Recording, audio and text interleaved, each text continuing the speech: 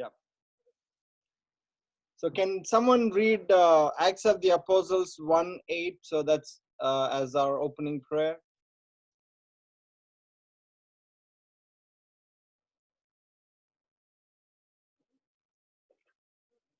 1:8.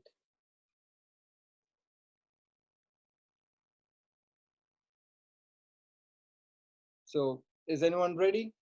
Well, of course, Jorge has muted. So someone like, can you hear all of you by yourself? Oh, okay. Can you read? Go ahead, Sally. Go ahead and read. Yeah, you can read. One of you can read. Okay. 1:8. But you will receive power when the Holy Spirit comes upon you.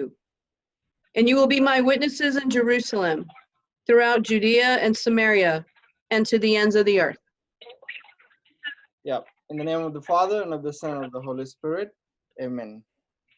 You're making me a teacher, although I'm not a teacher, and I didn't do any schooling to become a teacher, but I only have my master's, so I don't know how that will help you. I haven't. Hey, me neither. I haven't tested my pedagogical skills, so I don't know whether I have them first. So today we are discussing the book Acts of the Apostles, and I do not know how long we'll reach with this because it has 28 chapters. I have a lot of stuff in front of me. You can see this. I've written some of it. So Acts of the Apostles. So the author, I think we discussed about the author in last week's class, Luke, because I said Luke wrote not only the gospel, but he also wrote the Acts of the Apostles. So Luke covers 60 years of the early church history, like, the first 30 decades of Jesus' life, death, his resurrection and ascension, and from ascension to the death of Peter and Paul.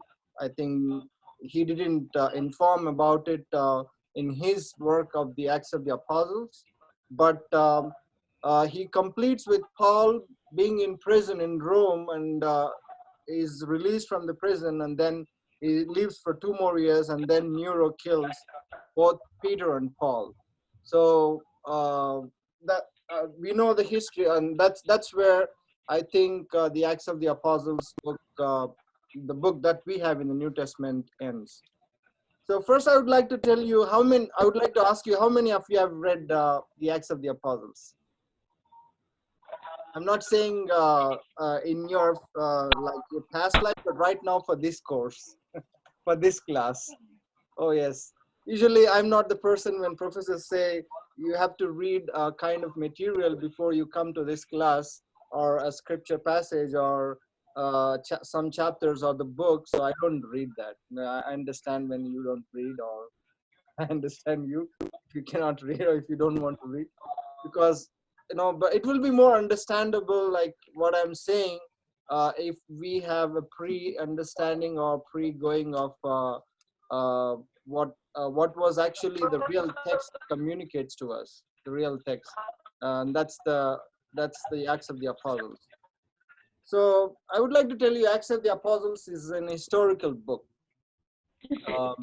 Can be a literary work, it can be a historical book, it can be a theological book, and it can also be a spiritual book. Scholars say,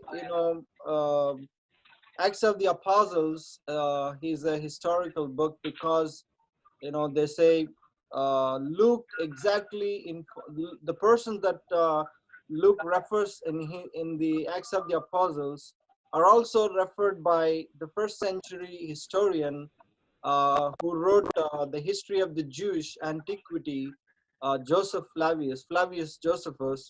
So he refers to some of the names like, uh, um, Festus and Felix, and also some other people. So I will tell you about that later. So it's actually a historical book too. So Acts of the Apostles, and it's also a theological book. So, but before that, I would like to explain something about the author. I already explained to you last week about the author, but first I would like to start with the title Acts of the Apostles. So when Luke wrote this 28 chapters, like these 28 chapters, they were not calling this as Acts of the Apostles. Like, they were just reading it, but they consider it as authoritative, but not canonical. There's difference between being authoritative and difference between being canonical. Canonical is you get that book into the New Testament canon, like, in the books of the 73. But authoritative is something that they use for their liturgical celebrations, for their prayer meetings, for their household gatherings, something like that. They were using the Acts of the Apostles. And it's the fathers of the church. Some of the fathers of the church, they called it Acts of the Apostles. And we can ask some questions about it later. If you have read the text, it says Acts of the Apostles, but only few information about the apostles, but we do not have information about all the apostles. So I think we'll discuss about it later. So there's no much information of the early church without Acts. So that's the thing first we have to understand.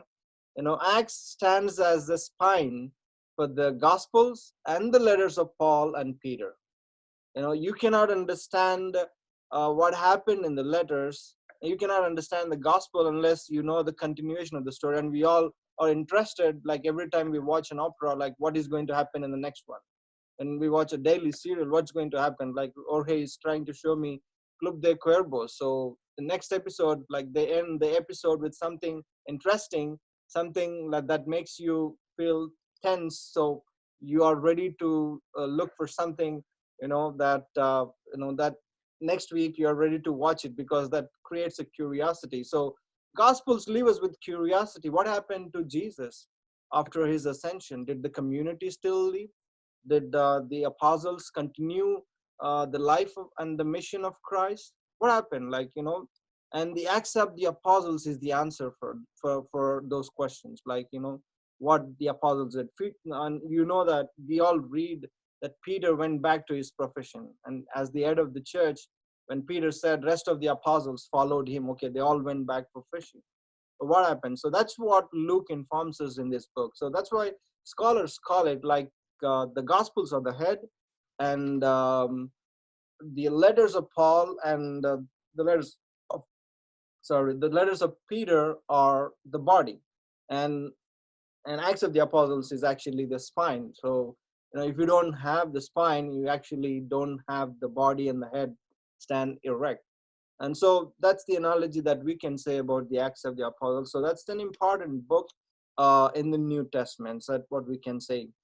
And regarding the author, I would like to say some more about the author because I prepared something else too, besides what I told you about Gospel on the Luke and what I dealt with the Luke, the author in that time. So as the textual references that we have in the scripture itself, we come to know that Luke was a companion of Paul, and he was a doctor that Paul himself refers to, and he's a Gentile, he's a good Christian, and a historian too. So I have discussed about it last week too. So Luke does not write his name as the author of his book. So we do not know. And right now, like if you have been a graduate or master's, if you have been mastered, like if you're doing masters or if you're doing a PhD, when you complete your thesis, so you put your name. Like let's say I did a research on Paul and poverty at Corinth. As their poverty at Corinth, and so a thesis submitted in partial fulfillment of the requirements for a master's degree. So, and then I write my name written by Inna Gunredi and then moderated by Emmanuel Nathan. So Luke actually didn't write like that. He didn't write his name. He just writes to the one, he writes about the addressee, like the one whom he is writing. So that's the first thing about the author. So, and he didn't mention it either in the beginning or at the end. The archaeological evidences manifest Luke as a historian. I said Luke is Acts of the Apostles is a historical book. So, and I have to prove it to you also, and I have to tell it to you that what we are discussing, what we are, everyday reading, what we are actually believing is actually historical. actually happened. It's not just like a literary piece. It's not just like the Star Wars movie, the literature in the Star Wars movie. Or it's not just like the literature in the Avengers Endgame. All those, what do you call that? Like the stories that we have in movies. But this is actually a real story that Luke informs us, and he's a historian too. A very detailed history that Luke gives, and that's what we have in the Acts of the Apostles. And this is actually proved by the archaeological researches that people are doing in Corinth, that people are doing, like they have done in Corinth, they have done in Jerusalem, and scholars have done it in the last century. They have done studies, like they've traveled. There was a scholar Ramsay, like he traveled, like he was a learned person, and he knew many things, and his friends told him, like, if you knew many things, why don't you disprove the Bible? Why don't you disprove the religion Christianity?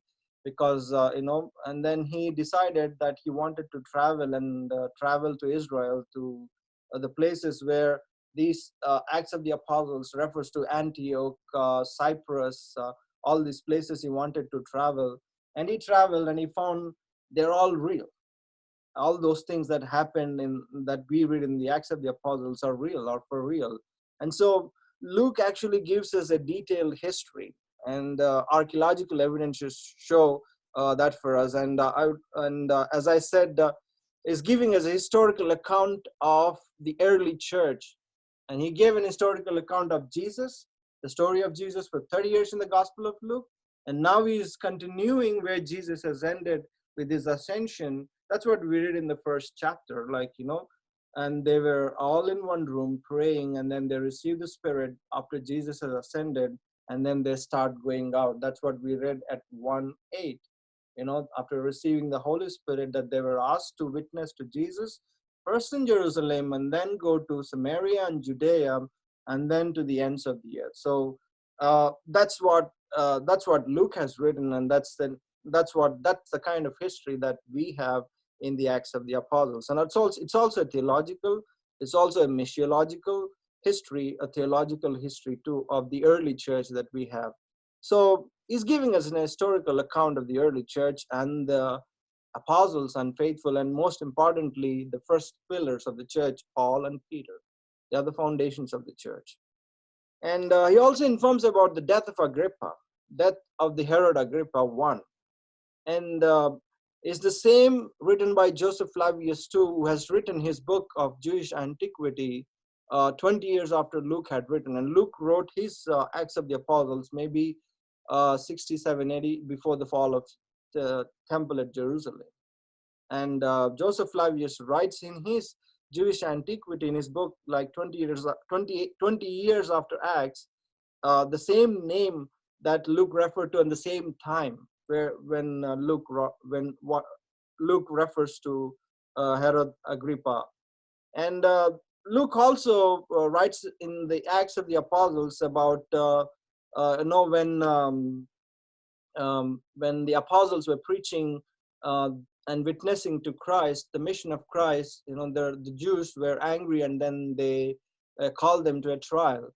And Gamaliel, the teacher of Paul, he was a Pharisee, and he comes and tells them, there were two people in Judea, that Judas of Galilee and Theudius, who claimed they know something, and they had some followers, and they died, and their followers, they went their own ways. And if they were really great people, their mission would have been continued. And if we are trialing these people and trying to attack them or persecute them, we will leave to them. If it's God's work, let them go, and who are we to stop it? If it's their work, just like those two people were killed, those two people died, and then their mission stopped after their death, these people's mission also will be stopped. So Luke reports about it, about Judas of Galilee and Theudius, and in the antiquities of Jewish history, like Jewish antiquity, written by Joseph Flavius Flavius Josephus, he refers to those two names.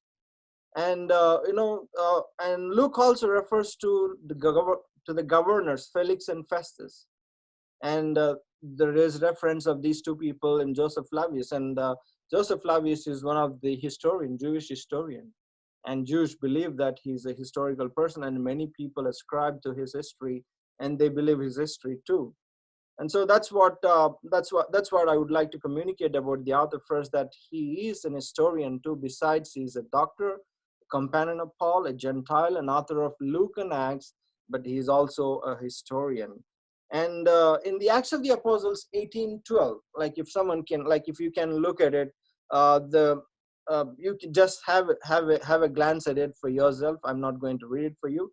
So there's like the archaeological evidences that people have now. There is an archaeological evidence of an inscription written at Delphi about Gallio, Gallio. So the L is not pronounced as Gallio, or so they pronounce it as Gallo. So if you read it in with the Spanish accent, Gallo. So the proconsul of Achaia, and Luke writes it, and that inscription that is found at Delphi and Gallo is also referred by Joseph Flavius. So which means the work that Luke reports is historical. And there may be questions. If you have read it, you can come out with the questions later on.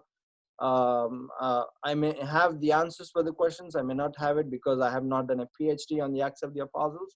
So what I know, I can tell you. More than that, I cannot tell you. But what Luke writes is actually historical too. So there's an inscription that's found at Delphi on Gallo, and that's also referred by, and that's why I would like to say it's a historical book too. So there's something that there's a history, there's credibility of what we are believing in our faith. The faith that the apostles have handed to us right now is not simply that comes from the air or from a story or an epic that or from a legend, but it's a real story. These are real things, real history, real events in the history of the early church that have happened. And then Luke is also a historian when he writes about Athens, when Paul travels to Athens and he preaches there, and he gives a clear picture of Athens. Look for yourself, chapter 17 of Acts, verses 16 to 33. He gives a beautiful picture of Athens. And then also when Paul was in shipwreck, chapter 27, you can read for yourself what will happen. Like, if you have seen Titanic movie, you'll understand how a shipwreck is. And so a nautical shipwreck, how it will look, and then all that kind of detailing is given by Luke, which means he knows a lot. He knows a lot, and then he's giving an historical account, and he's giving a detailed account of what happened in those days. And Luke is that learned person to give us. So, and as I said, Luke doesn't refer himself as the author of the book, but Irenaeus, Tertullian, Clement of Alexandria, and the Muratorian canon. Like these people and the canon, they all refer Luke as the author of the Acts of the Apostles. Like, maybe in the span of first 300 years, like these fathers existed, and these fathers of the church, who were the apostles after the apostles have left,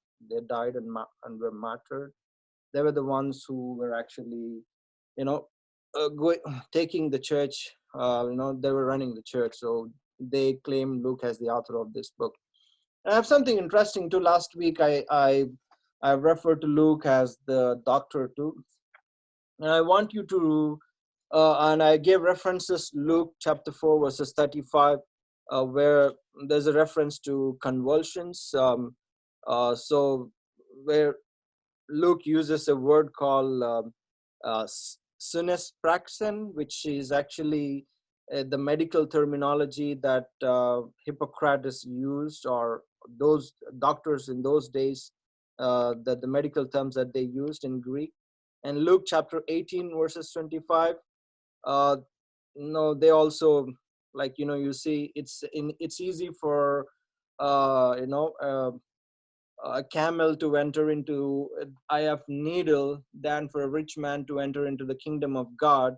And Luke writes there a medical term for the needle.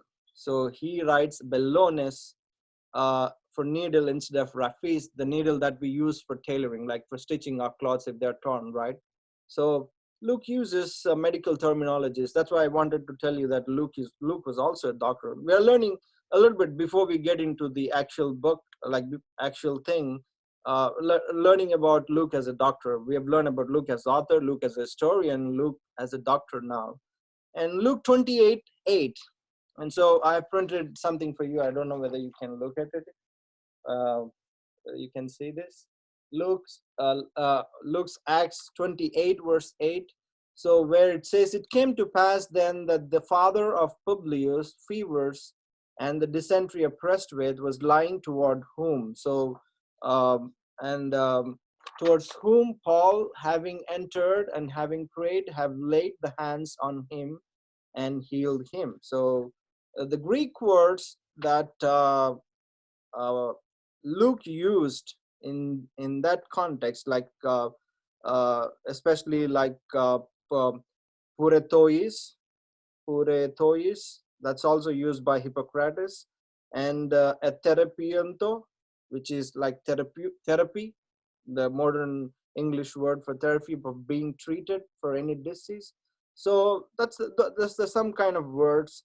And then when Paul was, like before a fire, and then a snake comes and bites him. So, and there also Luke uses a kind of medical terminology. So like pimprestai, which is a Greek word which means inflammation, that Paul's hand was not inflamed even after the snake bite.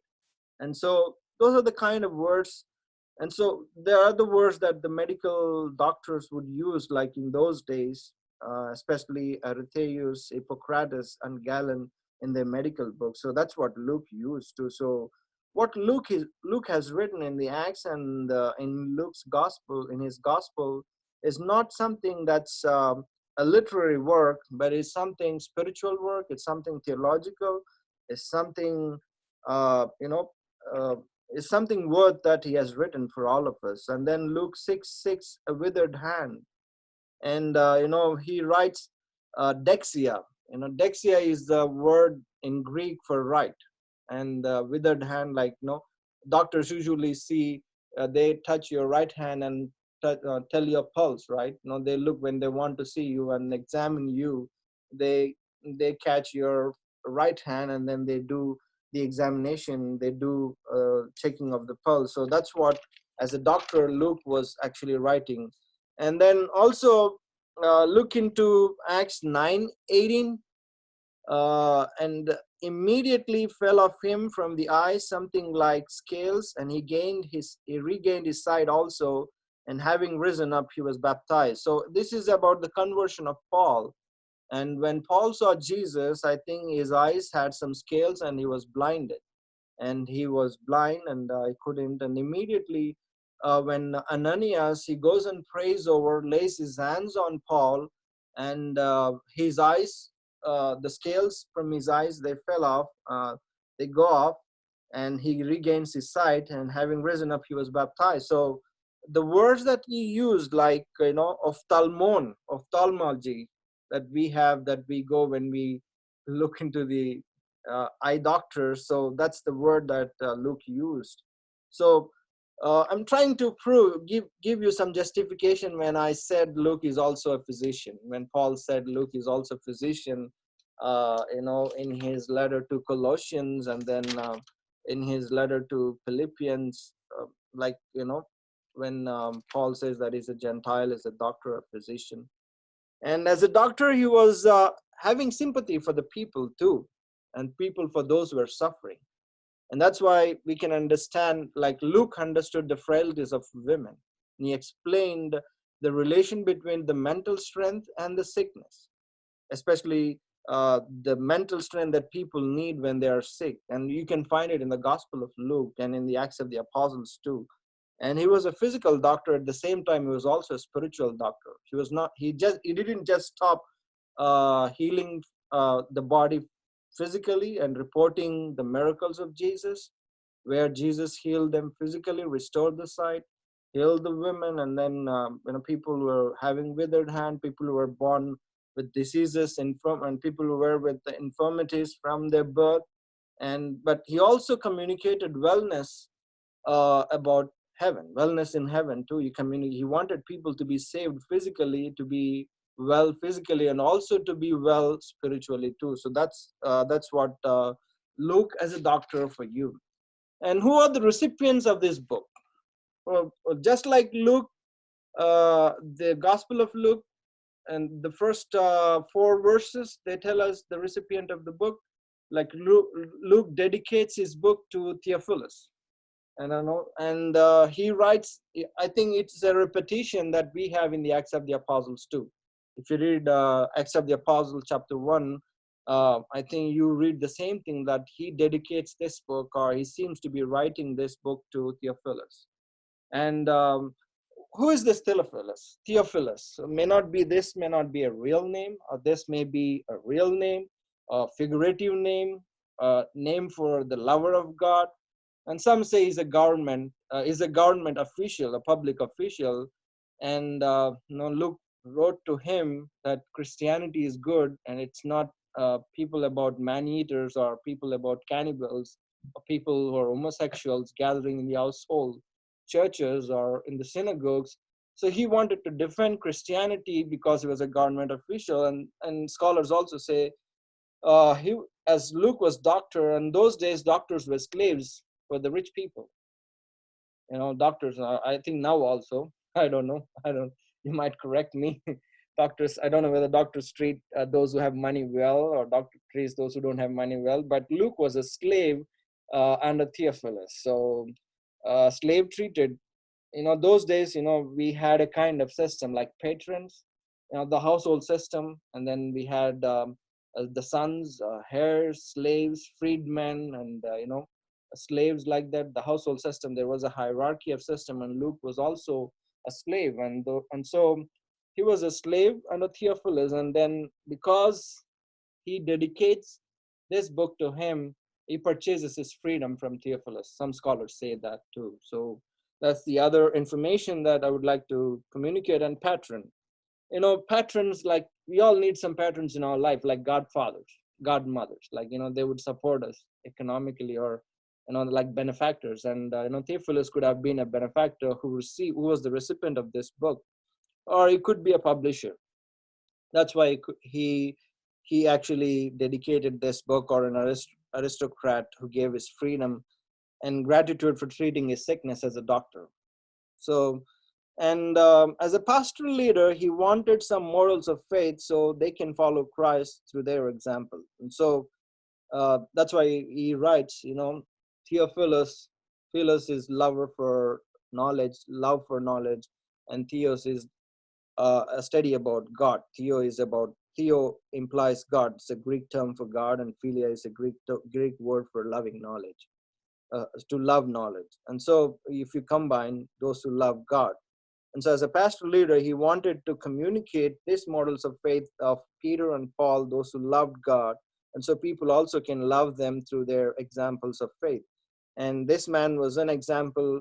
Theophilus also was an example who loved Christ and who lived an exemplary life, and therefore he can address this book to that community or to the recipients. And then he could have written this book for the church that accepted Christ to continue in its faith. So there are many reasons. There are many people. There are many reasons that we can interpret the addressees of the book of the Acts of the Apostles.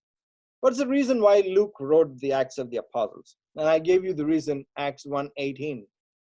I gave you the reason. Like Jesus said, they were afraid. After the ascension of Jesus, they were still not receiving, they still didn't receive the Spirit, the Pentecost. They were living in a room. And then after the ascension, they were told to go back to Jerusalem, and they're not to look at the skies where Jesus ascended into heaven. And then, and then Luke begins his gospel, his Acts of the Apostles, saying that, you will get the Holy Spirit, and once you get it, you will be my witnesses. So that's the first reason, to witness to the story of Jesus, to the resurrection of Jesus, to the ascension of Jesus, to the miracles of Jesus. to the preaching of Jesus, to the kingdom that Jesus has established. So that's the first reason Luke writes the Acts of the Apostles. And I gave you already one reason that, why he wrote to Theophilus, because he was a government official and he wanted to understand that the Christians are loyal people. They're not against Rome. They're not against the empire. And therefore, he gives a good account of Christians in the Acts of the Apostles. That Christians are nice to governors, or the Christians are nice to people wherever they went. They do charity, they help people in poor. If you find the text, you will understand where apostles help the poor people, where there's a reference to a woman whom Peter raises, that Dorcas, she was also called Tabitha, and she was a widower and was helping many widows and helping many poor people, and she dies, and all those widows were crying, and Peter goes there and prays in front of her and raises her. So he gives her life back again. So all these things that he wrote to tell them that Christians are good people, they're not bad people, and to write and inform to the succeeding church, maybe all of us, to all of us right now, who we are discussing, like right now we are trying to know something about Acts of the Apostles, trying to know something that happened 2,000 years ago, something that happened in the life of Jesus, that happened in the life of the apostles. So the heroic preaching, the working and the evangelizing and performing of the miracles of the great pillars of the church, Peter and Paul. And Acts of the Apostles is mainly about Peter and Paul. Of course, there are also other apostles like James and John, Philip. Other than that, we don't have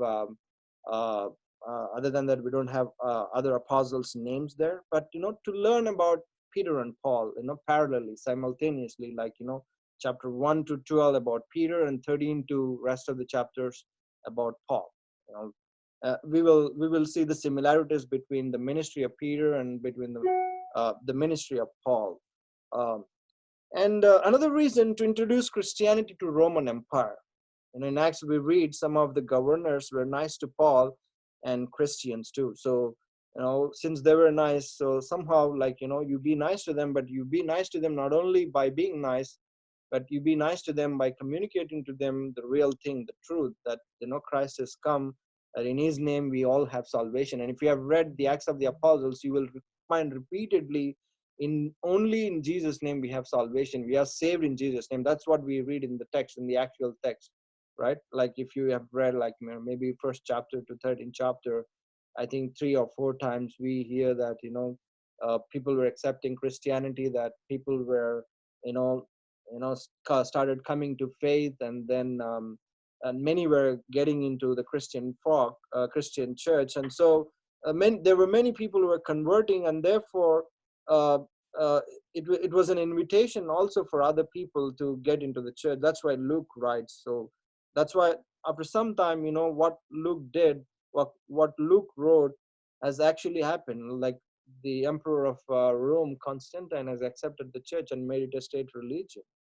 And also there were other religions, like Judaism was spread in Rome, and Luke wanted Christianity also to be accepted, and Judaism was accepted as an official religion, as a standard religion in the country, in the empire. And Luke wanted also Christianity also to be accepted like that. That's the reason why he writes about Paul, about Peter, and about the other apostles, about how church progressed in the 30 years after the death of Christ, after the ascension of Christ. And also Luke wrote this Acts of the Apostles to defend Christianity, uh, and also defend the church, and also the apostleship of Paul. Right? Paul was not with the 12 apostles. He didn't witness the ministry of Jesus, and therefore many questioned his authenticity as an apostle. And so Luke, to certain extent, I think he mentions about the conversion of Paul 3 times. And so which is actually one motive to defend the ministry of the Paul as the apostle of Gentiles, as the one who was commissioned by Christ himself directly, even though was not witness to Christ's ministry. And so that people also accept Paul's ministry and come into church, accept Jesus as their savior, and come into church. That's what we have. And Christianity is for all people. That's the another reason why Luke writes. It's not just for Jews. It's not just for Greek-speaking Jews. It's not just for them.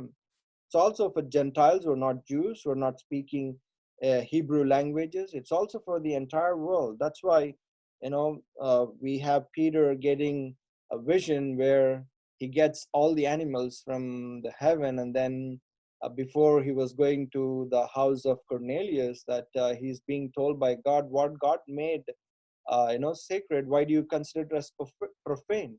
So start eating everything, so which is a symbolic way of telling Peter that I have all of my people, and you have to go and baptize everyone, lay hands on everyone, and give them the Holy Spirit on everyone. That's why I chose you. That's why that's what Luke writes. That's what Luke writes about Peter, and Luke writes about Paul, and they have done, both of them have done the same thing, right?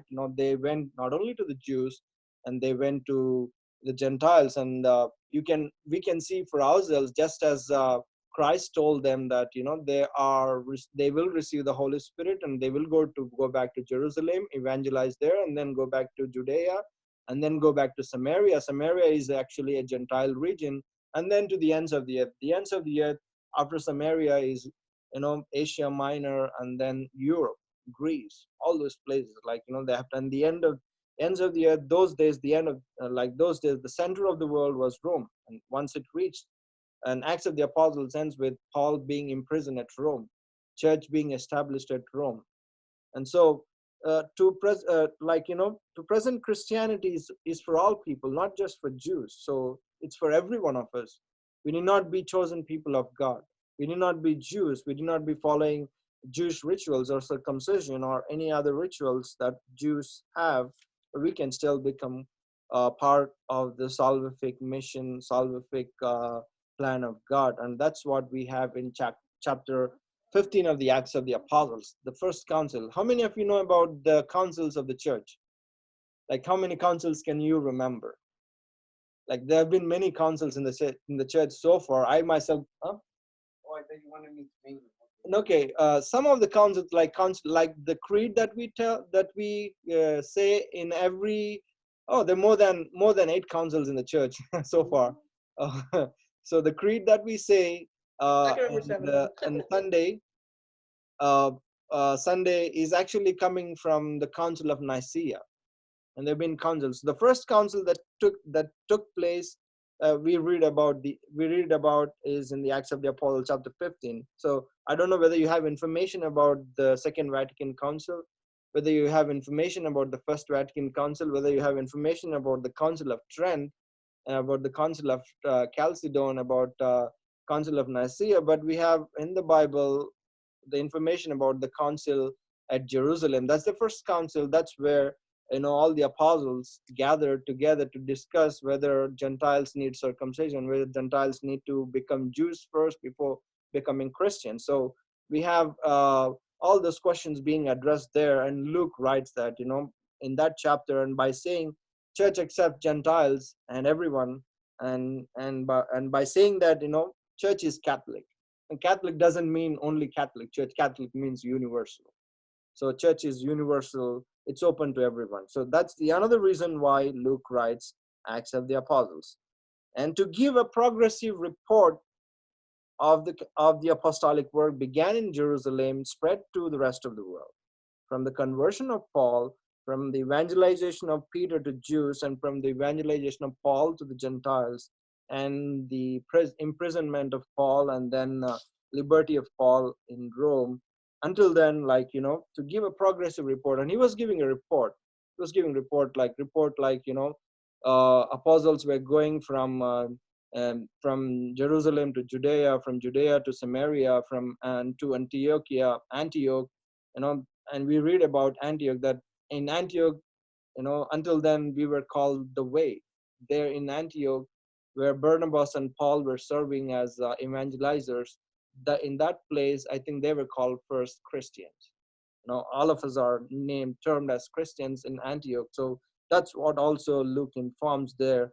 And so he gives, and then even though there were persecutions, but after the Pentecost, after the homily of first homily of Peter, 3,000 people accepted baptism, like accepted Christ, and then were baptized. And so he writes he writes throughout the gospel that people were coming into church were increasing. He gives a report, like exact report of what happened actually in those 30 years. So to give a progress card, like just like we have, we analyze the students performance in the classes, in the exams, in the semester. So actually in those 30 years, what happened after the ascension of Christ in the early church, it was actually giving to us in this Acts of the Apostles a progress report. And that's what we have in the Acts of the Apostles.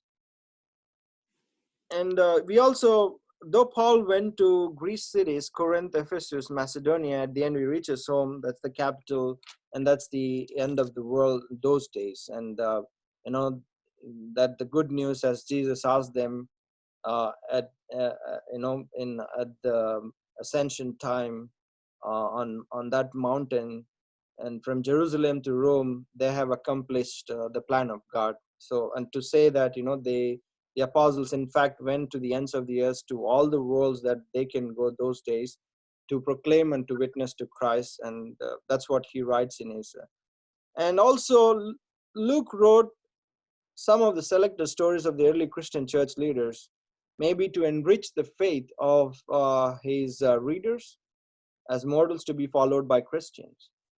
So now, for anyone, when someone writes, what are their sources? People ask, like, when I write my thesis, my promoter or the panel who is trying to, scrutinize me or screw me, they ask, where are your sources? Did you copy from someone? Is it your own reflection? Or what are your direct sources or indirect sources? What are your primary sources, secondary sources? And so, where did Luke get all these stories? I said Luke was a companion of Paul. I said Luke was with Paul, and even though he's the only Gentile who wrote the gospel and who wrote the Acts of the Apostles, and whose writings have been incorporated into the New Testament canon. And because he was a doctor, he was a historian, a well-learned man, and because of the accuracy that he has been incorporated into the New Testament canon, and his sources are also reliable. And what are his sources? Some of the sources, like chapter 1 to 12, if we have read chapter 1 to 12, Luke seems to be not witnessing those 12 chapters. He had to learn from Antiochian church, from the church leaders at Antioch, from the church leaders at Jerusalem, and from 13 to till chapter 28. I know there is a difference in the way he wrote. Like, he writes in the second person, in the first person plural, we, which means he was with Paul in the first missionary journey, second missionary journey, third missionary journey. Paul made 3 missionary journeys, and we have information about it in the Acts of the Apostles and Paul's own letters. So the sources of Luke are the church leaders, maybe directly the Acts of the Apostles, wherever the church leaders were, the apostles were, Barnabas, Peter, James, and John. All these apostles, they had their own churches. They were catering to their own people. And then there was church at Jerusalem, church at Antioch. And so they had their own stories. They had their own narrative. So they were all secondary sources, indirect sources. And there are also direct sources, which is he witnessed actually the ministry of Paul. So he saw what Paul did, and he was, I think, with the Paul. And what could be the secondary sources? The different documents that could be records of the Jerusalem church at Caesarea, church at Antioch, and Acts of the Peter, James, and Philip. So, and these sources could be real, could be not real, could be oral, or could be written, could be oral or written, and he could have heard from Paul. If we had not seen the first 13 chapters that is about first 12 chapters, that's about the ministry of Peter. If we had not witnessed the ministry of Peter, we could have heard from Paul, because Paul had to go to Jerusalem and be with the apostles, be with with them to know the faith, to learn about Christ too. Am I boring? Am I interesting? Okay, so Very interesting. okay, so and that's what we have those so speeches, short stories, notes, and diaries of the apostles. They were the sources of Luke, and the Antiochian church's resources also were helpful for Luke to write his Acts of the Apostles, especially leaders of the churches were Stephen, Philip, and Barnabas and Paul. They helped him, and Luke might have also added some of these books, some of the chapters in his work, and many of us do not know major documents of the Vatican. I told you about that. So, if you read Acts, you will understand about it, and what kind of sources I think people had, and we do not know about the sources of the Second Vatican Council. Who were the theologians behind the documents that we have? Dogmatic Constitution on the Church, Dogmatic Constitution on the Liturgy. We do not know. Only the bishops are allowed, but bishops uh, were influenced by some of the theologians, like great theologians were not allowed to enter into the council. And likewise, I think, and I'm just giving an analogy how we cannot have access to the sources when someone writes the documents, like someone edits the work. So Luke actually edited some of his work, so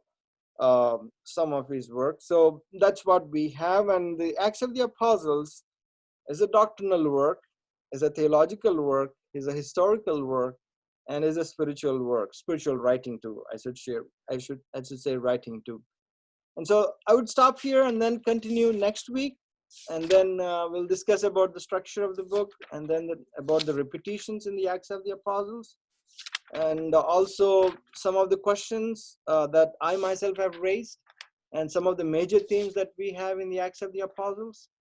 And then we can have discussions about that. And right now I give time to you to come out with your own questions or some clarifications that you have, and then we can discuss about the structure of the book, about the parallel presentation of Luke of the ministry of Peter and Paul in 12 chapters, Peter, and then from 13 to 28 Paul. So you can ask your questions, and then if I know, I'll tell you. If I don't know, I say I don't know. Don't expect answer for every questions. I'm not that clever or intelligent. I don't have a PhD.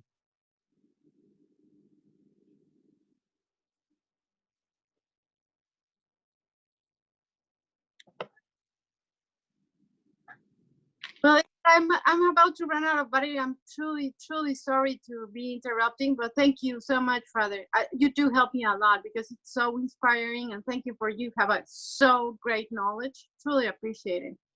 It helps a lot, and I'm sorry because actually I might also I have to go. There's another meeting that is taking place just now, and I'm to board a couple of people elsewhere. So thank you so much for sharing that and your faith. And all of you for all the work that you're doing, helping others and transmitting the masses and all that you do. I thank you also for your prayers, and you are on mine too. I hope for all of you that are protected and safe. Thank you so much, Father. Yep, you're welcome. Thank you. Bye. Sorry, Madre Lupita. It's interesting because I had no idea that in the Acts, I mean, I've read it several times, but then putting in perspective of Delphi and Dio, and then knowing that I've been to Delphi, the location itself, it kind of gives it a different meaning. It's interesting hearing it from you. Thank you. Thank you. Thank you. Yeah, you're welcome. And we were writing notes just for your information. You weren't boring. You're very interesting. There's a lot of information. It's just that we all write notes. Oh, yeah. Thanks. I really like the way you reference his background and being able to show how what's written is historical. And I guess the background of it, and where you can also refer to in the Bible to show the validity of everything that's written. I never knew how to put all that together, and I find that really interesting and fascinating. So thank you for that. I appreciate it. Thank you.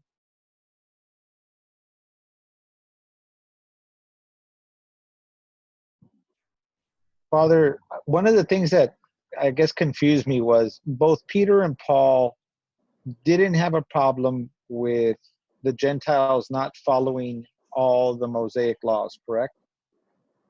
I think so. That they didn't have problems, but I think some of the Jews, the Hebrew followers of Christ, I think they reminded Peter. I think they could be right. No, we are Jews and we have our own rituals, even though we want to be followers of Christ. So we still have to support our own religious background, because Luke, even Luke is a Gentile, but other Jews, they all have Jewish background, and then it's not that easy to let go of their Jewish background, their feasts or their rituals, that practices that they have, and especially. And chapter 15 is all about that issue. Like, there were Yeah. some Jews who were saying, like some of them need circumcision before they become Christians. They have to become Jews, or they have to go through that ritual of circumcision and then become Christian. But Paul was saying, no, it's not needed. Like, I'm going to cover that topic later. Like, the victory of grace of Christ over the Mosaic law, right? Yeah, I Or think the I think I think it's not so much that they didn't want to do it, is that it wasn't their tradition as Gentiles. Yeah, it was not needed for them, that Paul was supporting in that way.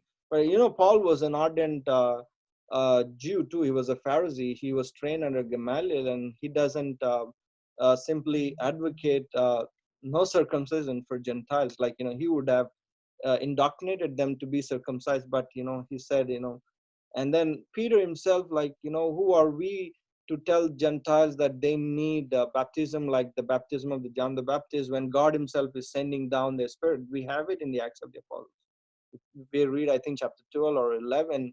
I think when he goes to one of the churches, and one of the churches that people gathered there, or when the angel of the Lord asked Peter to go to one of the churches that gather either in Antioch or in some other place, when he goes and prays there with the community, the Spirit is descending on them, and he says, who am I to baptize them under a Jewish baptism, or give them a baptism of John the Baptist, when they receive themselves, when God wants to bless them and God wants to give them the Spirit. So I think Peter sometimes, because of his peers, was forced to restrict himself to his Jewish origins, to his Jewish roots.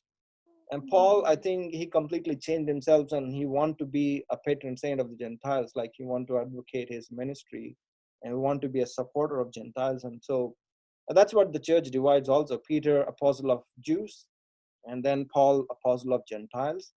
But Peter was also an apostle of Gentiles too. He also catered to Samaritans. He also catered to people who were not Jews too, who were Greek speaking, who were Greek speaking Jews, who were Hebrews, who were not Hebrews. So his ministry was also for others. I think Peter himself was not in direct opposition to the ministry of Paul, but because there was some clash, tension, that's why we had the council, and then they had to settle there. So that's that's the chapter where they decide, like, we don't need any Judaism or Jewistic practices to become Christians, and that's the settlement of the council.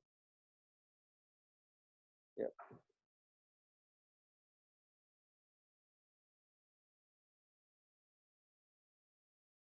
Okay, then we see you next week. I think we have not completed the whole thing.